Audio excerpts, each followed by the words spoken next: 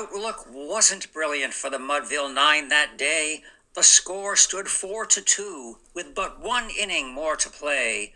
And then, when Cooney died at first and Barrows did the same, a sickly silence fell upon the patrons of the game. A straggling few got up to go in deep despair. The rest clung to that hope which springs eternal in the human breast. They thought if only Casey could but get a whack at that, we'd put up even money now with Casey at the bat. But Flynn preceded Casey, as also did Jimmy Blake, and the former was a puddin', and the latter was a cake. So upon that stricken multitude grim melancholy sat, for there seemed but little chance of Casey's getting to the bat. But Flynn let drive a single to the wonderment of all, and Blake, the much despised, tore the cover off the ball. And when the dust had lifted and men saw what had occurred, there was Jimmy safe at second and Flynn a hugging third. Then from 5,000 throats and more there rose a lusty yell. It rumbled through the valley, it rattled in the dell. It knocked upon the mountain and recoiled upon the flat, for Casey, mighty Casey, was advancing to the bat. There was ease in Casey's manner as he stepped into his place.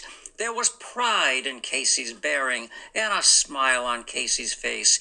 And when, responding to the cheers, he lightly doffed his hat, no stranger in the crowd could doubt 'twas Casey at the bat. 10,000 eyes were on him as he rubbed his hands with dirt. 5,000 tongues applauded when he wiped them on his shirt. And when the writhing pitcher ground the ball into his hip, defiance gleamed in Casey's eye, a sneer curled Casey's lip. And now the leather-covered sphere came hurtling through the air, and Casey stood a-watching it in haughty grandeur there. Close by the sturdy batsman the ball unheeded sped. "That ain't my style," said Casey. "Strike one," the umpire said. From the benches black with people there went up a muffled roar, like the beating of the storm waves on a stern and distant shore. "Kill him! Kill the umpire!" shouted someone on the stand.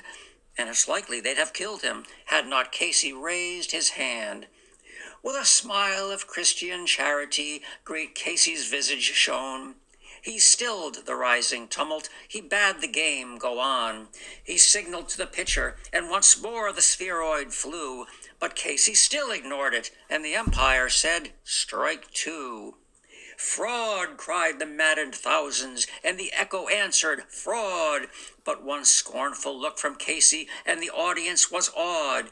They saw his face grow stern and cold, they saw his muscles strain, and they knew that Casey wouldn't let that ball go by again. The sneer is gone from Casey's lip, his teeth are clenched in hate.